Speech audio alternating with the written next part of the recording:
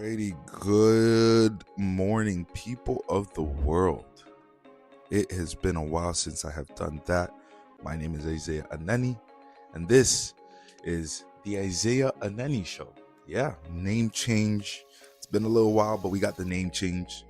We got to go a little bit more generalized. You'll see why we're getting a little bit more generalized, just because, through a lot of thinking, through a lot of just debating, mental, internal, self-debating, I've decided to change the name. Right now, name doesn't have that much cachet, but it will. It definitely will. Neither here nor there, but it's been a while since we've been talking. I believe the last time that I've been on this podcast was in May, maybe June, probably May, probably April, if we're gonna be honest. And that is just ridiculous. It's November. It is November. And I haven't done a great job keeping up with the keeps-ups, but a lot of things have happened. The Euro 2024 has happened. Spain went 8 of 8. Spain looked like the mighty Invincibles. Nobody could beat them, and they beat everybody. Every game they played, they beat, and it was very impressive. Nobody mentions that. How impressive that feat is, that they beat every single team they played. No draws, no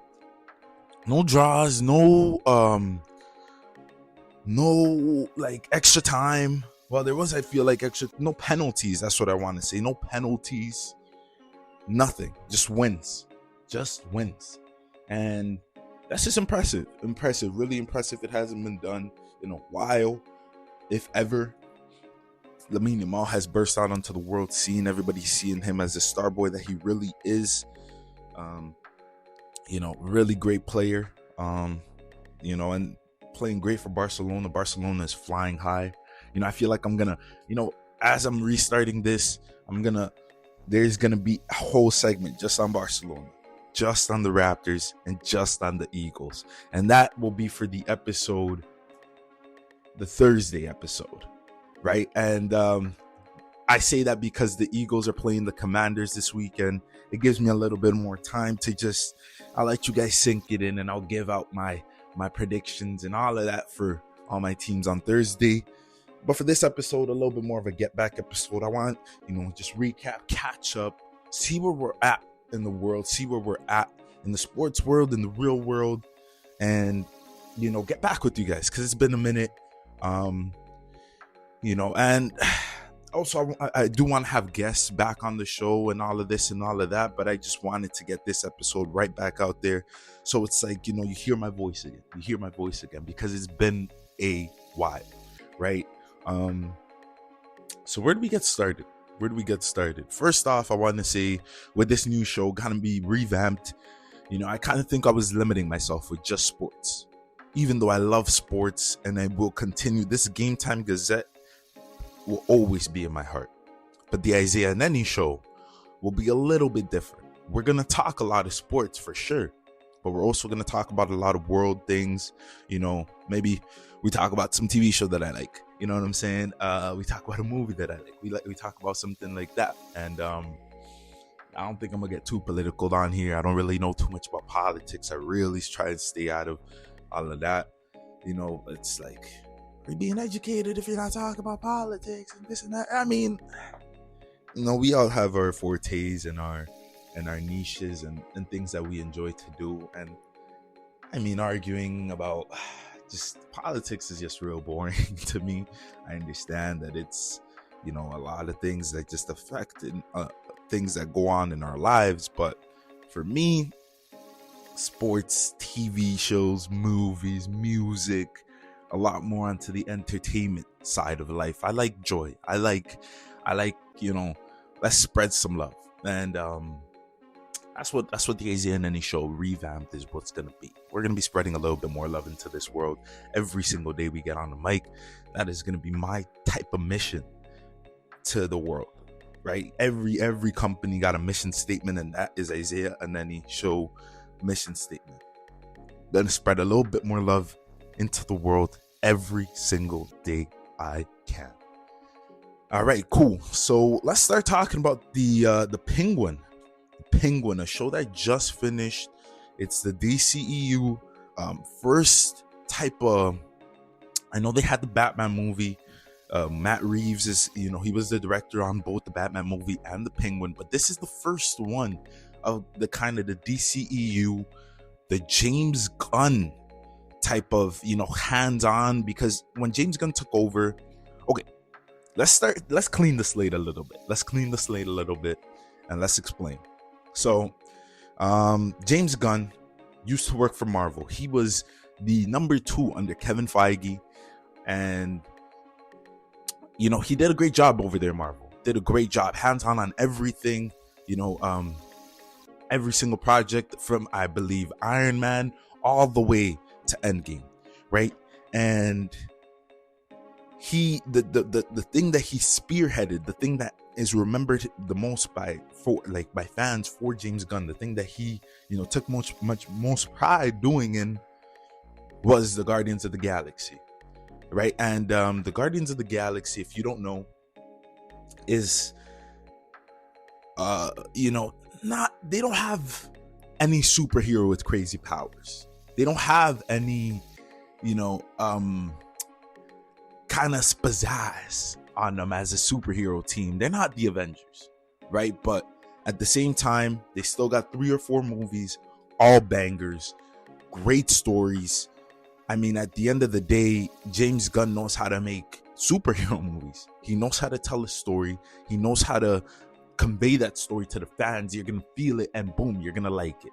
And we all loved it.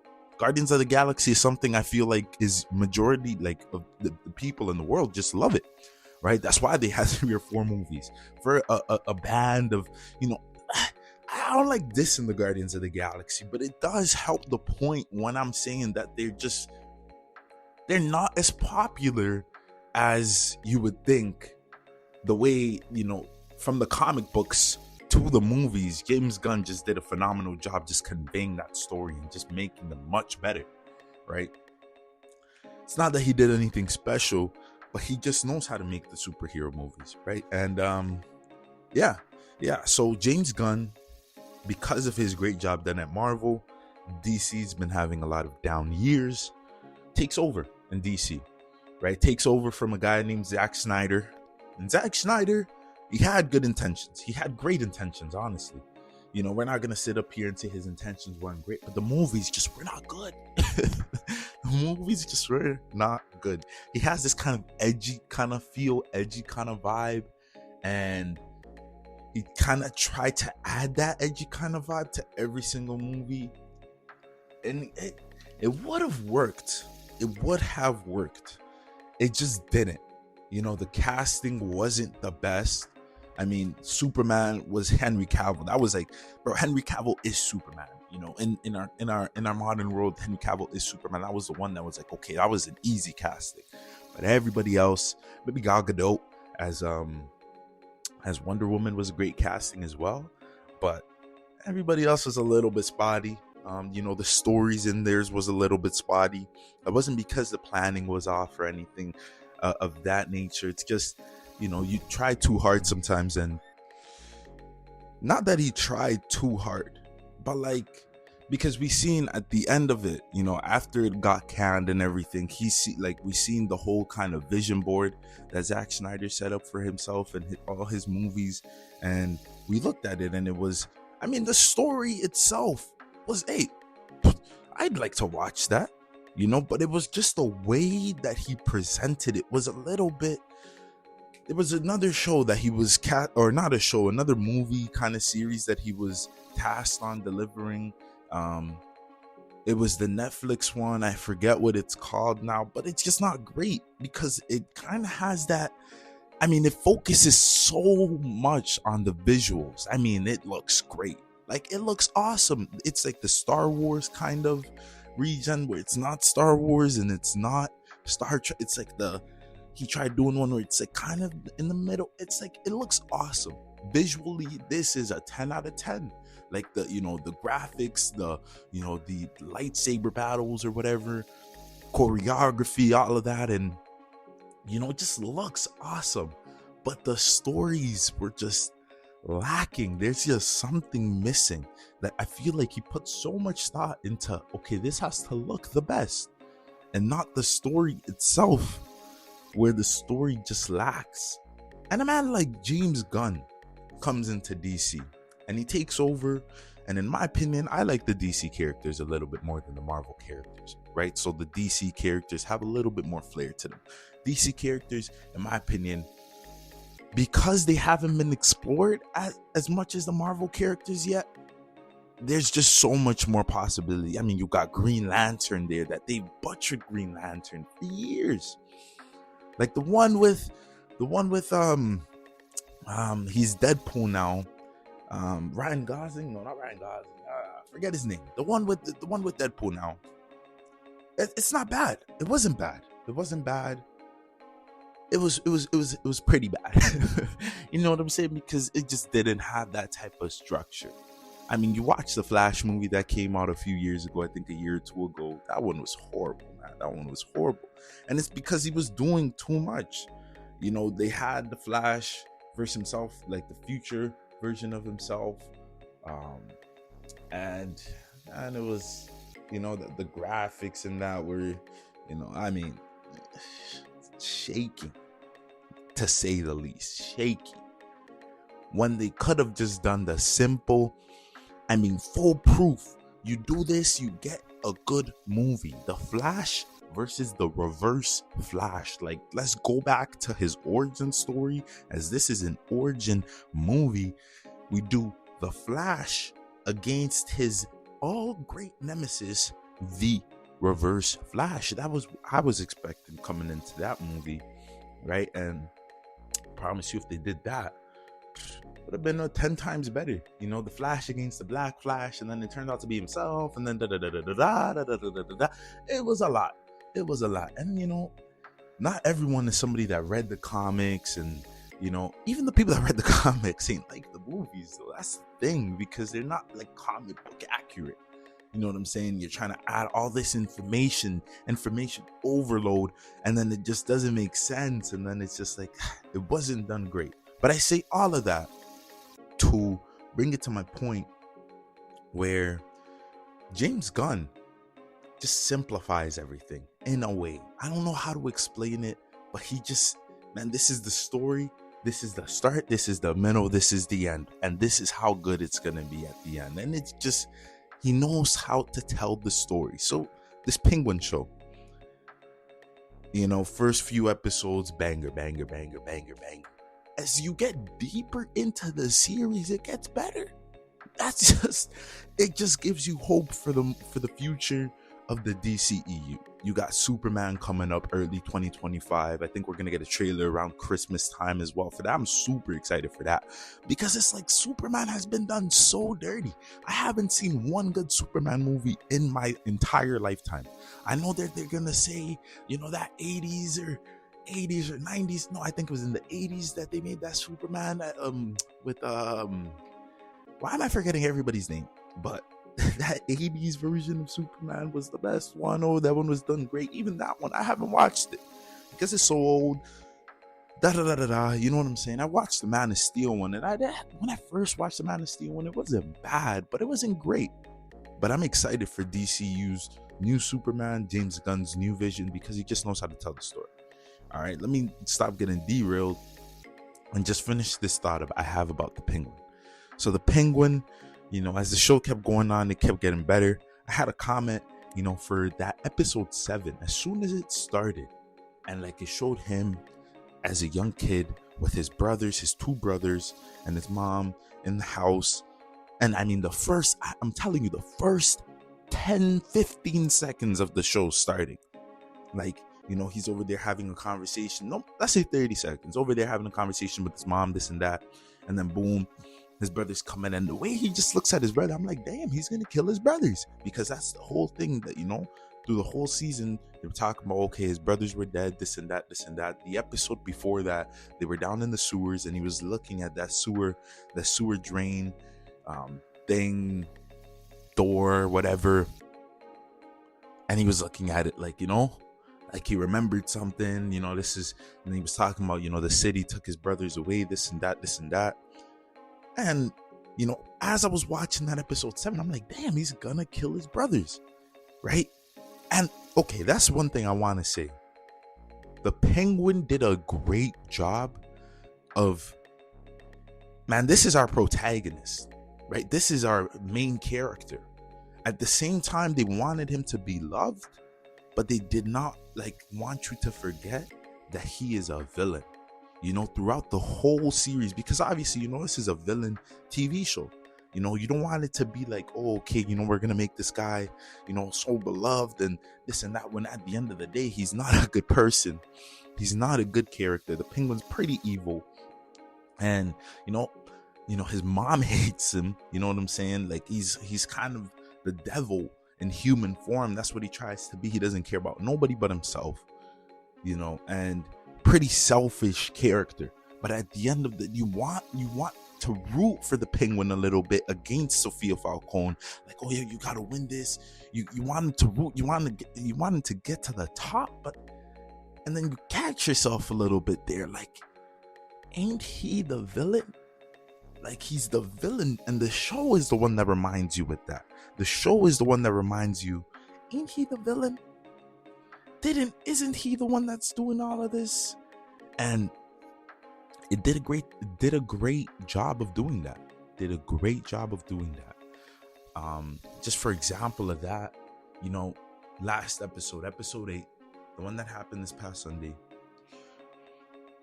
You see the Penguin, obviously after he wins this and that, he goes to celebrate with his mom. You feel bad because his mom's in a vegetative state, right? He keeps her alive even though she asked him not to keep her alive. Boom, boom, yada, yada. You feel for him. You feel his pain a little bit there as he's crying in the bedside of his mother. He's calling out, for doctors, saying, do anything you can to help her, right? But when they get to the park and he's talking to Vic, the character that was kind of, his Vic looked at him as a father figure. Vic had no family, nothing. He had a girl that he left just to help out the Penguin as well. I feel like that's something people forget as well. Like, his girl loved this guy Vic, you know what I'm saying? Like, they grew up together, this and that, on the same block. And she was like, yo, let's go, like, let's move cities, let's go start a new life. This is Gotham ain't for us, and it really wasn't. But Vic wanted to make something of himself. The Penguin promised him that. That's the thing about the Penguin. He promises you what he wants for himself, right? He kind of gives you, and he's so convincing because he knows he wants that so bad for himself. So at that point, he comes, okay, I'm gonna stay with Oswald. I'm gonna stay with the Penguin. And I trust him, this and that, At the end, he's like, I see you as family. Dang, as soon as he said that, and then he just gets killed by the Penguin, and then you just snap right back into it. Damn, this guy's a villain. I forget that this guy's a villain. Boom, he goes back to the house, and he has that other girl wearing his mom's dress and his mom's hairstyle, and it was just so twisted. It was one of the best endings to a TV show that I've seen in some while. A lot of TV shows, and have even the great ones, and Game of Thrones, one of my favorite TV shows of all time. Even the great ones have great, all the way, but then they end kind of flat. They don't know how to close it out. They don't know how to just put that bow on the show. But James Gunn and the Penguin, Matt Reeves, and James Gunn, Matt Reeves, and this show, The Penguin, they knew what to do. They knew what to do to end out the show, and that was a perfect way, because then you pan out as he's talking about he's the king of the city, nobody can hurt him. Just see that light bright up in the sky, and it's the bat signal. And it was, man, when I tell you, a 10 out of 10 ending. Because now it just feeds into the Batman 2, and then we could get another season of this Penguin show and this and that, and it's just like, you look at it and you're looking at this guy James Gunn's whole vision, and it's like, you could see it. You could see this guy turning the DC universe. And this is a kind of down period as well for Marvel, because Marvel used up all its good characters. Obviously, they still got the Fantastic Four. They still got the X-Men coming back. But like, for the moment, the ones that they put out on TV or they put out in the movies and this and that, all of them have been kind of overused. The one that really hurt them is because Chadwick Boseman died. Black Panther was supposed to be the one that kind of, was a stopgap, this and that, but they had to kind of change the whole story. They had to change the whole story because he died. Rest in peace, Chadwick. And that was just, kind of it's been a low period a little bit here for Marvel. Obviously getting Deadpool back in. Even the Deadpool movie, it was all right. Like, the Deadpool movie was all right. I'll give it a solid, in all honesty, solid 7.5 out of 10. 7.5 out of 10 is pretty generous for that as well. Deadpool, obviously, it's not like, it wasn't anything crazy. It wasn't anything crazy. It was built up to be, one of the best movies. It made its money as well. I imagine, because, it was an okay movie. But I'm excited for this new, like, James Gunn bringing out, okay, let's go get Superman. Let's go get a new, I'm kind of disappointed that, Robert Pattinson, Matt Reeves aren't going to be, Matt Reeves doesn't want the whole pressure of being the face, the main Batman, which I understand, because it's been kind of that, everybody's been, since Batman Returns, The Dark Knight, all of those, like that trilogy right there, it's been kind of hard to kind of, capture the essence of Batman. So I understand. Matt Reeves has done a great job. Robert Pattinson's done a great job as well. That one Batman movie was okay. I'll give that one a solid, again, 7.5 out of 10 for that Batman movie. It gives you the type, the right amount of dark and everything like that. The story was well told as well. But that's the one you're looking at, and you're thinking to yourself, like, man, I want to see this guy work with Superman. Like, I'm talking about James Gunn. I want to see this guy work with Superman. I want to see this guy work with the Flash. I want to see this guy work with Green Lantern. I want to see this guy work with, in my opinion, I really want to see this guy work with the Flash. But I'm overall excited to see something DC, which we will be seeing, early 2025, and that is Superman. Alrighty, my little rant, a little bit, I kind of went a little bit extended there with the Penguin talk. I just had a lot to say on it, you know what I'm saying? Because it's like, we finally getting this quality TV, and then it's just gone. That's just the disappointing thing nowadays, because every episode is around 8. Every series is now 8-9 episodes, and I understand they're making, hour episodes, this and that, but it's like, give us a little bit more. Back in the day, it was 25 episodes, and I understand they were 20-minute, maybe 40-minute if you were lucky, and you get 20 episodes a season. That's how the Flash used to be, 40 minutes an episode, and then 25 episodes a season. But I'm not hating. We could nitpick on everything, just gotta enjoy it, and that was something that I enjoyed. Alrighty, I want to get to, before I get to the end of this little podcast, because it's not going to be a long, get back episode. I didn't want to make it too long, and I am noticing that we're running a little bit of the time. That's why I wanted to talk about a little bit of DC and just, all of that, just DC and what the DC universe, what it's going to be. And we're going to definitely be talking about it more as we get more news, as we get more trailers, as we get more movies, and all of that. We're going to be diving into that, and that's what the Isaiah and Nenny show is going to be, just generalized stuff. When a new banger song drops, I'm gonna drop that, and I'm gonna be listening to it here, and things like that. You're gonna get my reactions and all of that. Video game drops. Ooh, College Football 25 dropped as well. What, we're gonna talk about that on the Thursday episode. But just a lot of great things have been happening, right? To end off this episode, though, where are we gonna go? Somewhere quick and somewhere concise. That's where we're gonna go. I want to get into, I really haven't watched too much NBA this year, which is crazy. Crazy to think, because Jeez, like NBA is my jam. Like basketball is literally my jam. But there's been a few reasons why. You know, one, it's that the Raptors are just, oh my gosh, the Raptors stink. The Raptors suck. We are having a rebuilding year, and it has been, pretty.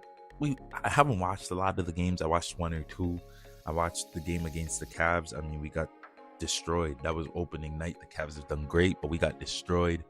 I also watched us against the Kings when they put up the banner for Vince Carter, which I kind of have mixed feelings about that. When it first happened, and you guys heard it here first, I said, don't put up the banner, don't put up his number, like da da da da da. But you gotta accept it. As a Toronto fan, it happened. Like, it's something. Like, what are we gonna do? We're gonna complain for the rest of our lives? No, you gotta accept it. Vince did what he did. Things happen. He came back, he embraced the city, and now he's a legend of the Raptors forever. And now he has to be an ambassador of the Raptors forever, right? So, he's repping us. We got to rep him as much, and it's cool. It's cool. Like, end of the day, Jesus said, forgive, and yeah, you got to forgive him. Vince, at the end of the day, he came to a new team. It's tough. The loyalty part of it all is something that you would have wished that happened, but it didn't. From his side, from the management side, there's a lot of things that could have went better, but our management now getting it correct, putting his banner up there, kind of, rectifying all that old baggage. And I watched that game. That's pretty much it. I think I watched us against the Nuggets as well. But other than that, I haven't really watched a lot of basketball. And it's kind of like that flair has been a little bit, not fully removed, but just a little bit removed. Like, we're talking about, how many injuries there are in basketball this season. I really don't know what the reason is. Is nobody putting in work? Is nobody like staying fit during the summer? It's really, the season started a month ago, so it's November, right? This is really early into the season for there to be just multiple superstars just injured. Scotty B, the Raptors superstar, that one right there, I know how the injury happened. I was watching the game. I was against the Nuggets, and Jokic kind of slashed him in the eye. So I think it's like an orbital fracture. I'm not too sure, but something to do with his eyes or something like that. And okay, that one I understand. Nothing that Scotty, no amount of work that he could put in to make his eyes stronger, right? So, but I'm seeing a lot of these, lower ankle. I'm seeing a lot of these knee. I'm seeing a lot of these, hamstring strains. And I'm like, how? Like, obviously, I'm not asking how the injury happened, but I'm asking at the rate that it's been happening. It's been phenomenal. A lot of superstars are injured. It's not just normal like superstars. These are the top guys. They're injured. Philadelphia, they're like 2-6 because they don't have any of their guys. Joel Embiid hasn't played a game. Tyrese Maxey just got injured. Paul George, I think, just came back from an injury. It's like, what's going on? Kawhi's injured again. Zion's injured again. It's like, is nobody putting in the work? I know that kind of question is something like, it kind of hits people in the feels like, how do you know the work that these guys are putting in? But like, not to go old school and all that, but man, even like 5-6 years ago, injuries were not happening at this rate where, this early in the season, so many players are injured, so many marquee players injured. There's something going on. There's some summer regimen. There's a bit of laziness involved, because if your body ain't ready for the season and you're getting these little hamstring, you're getting all these little, because you're putting your body through such a workload, you gotta be strong enough to make it through. That's how I look at it. I'm thinking, the work's just not being put in there, right? So I've been watching a lot more NFL. Obviously, to be honest, the way I've chosen to do it this year is I'm not gonna watch a lot of the NBA, and it's helped me out with the injuries. But even before the injuries happened, I was just gonna not watch a lot of NBA up until the NFL season was over, just because at that point as well, the NBA season kind of really gets started. It's I don't want to say that because it is an 82 game season, but the season really doesn't start up until Christmas Day, even a little bit longer than that. And it's unfortunate because back in the day, you used to watch all 82 games. You used to be tuned in. You used to be, just watching, supporting. But nowadays, we're like, nah, not really. Season starts in February. It's crazy. But that's kind of how I've chosen to do it this year. But the injuries and all of that, it's kind of really helped me out as well, because the NFL is just 10 times more interesting right now. We're looking at, I'm gonna get an NFL episode on Thursday out to you guys, where I just dive into everything NFL, NBA. We're even gonna put some European soccer in there, and as well as I said I was gonna talk about the Formula One. I'm gonna sprinkle in a little bit Formula One in there. It's gonna be a little bit of a longer episode on Thursday, so you guys be ready for that. Because I'm back. Because I am back. The best podcast known to man that hasn't been known to any man yet is back in the airwaves. The Isaiah Aneni Show. It just got a different ring to it, and I love it. I hope that nobody took the name. If somebody took the name and you see kind of you see IA Show, or you see the Isaiah A Show, hey, don't question it, because I just turned on the mic and I started speaking before I even checked if any of these names are available. So don't question it. All right. Hopefully it's not. I'm the only Isaiah Aneni in the world. Hopefully, you never know though, because sometimes you search it up and then it's like, dang, there's like 12 other Isaiah Anenis in the world. That's crazy. But yeah, that's where we're gonna end it off at. It's been an awesome day. I've enjoyed every single second of this, and I will, I'm happy to be back. Happy to be back in these airwaves. It's been great. Miss you guys. Let's find the closing, and there it is. And until next time, you'll see me back on Thursday. It's been Isaiah Aneni. I hope you guys have a great few days. Remember, Jesus loves you. Tell someone you love them. Today's promise. Today is sure. Tomorrow isn't.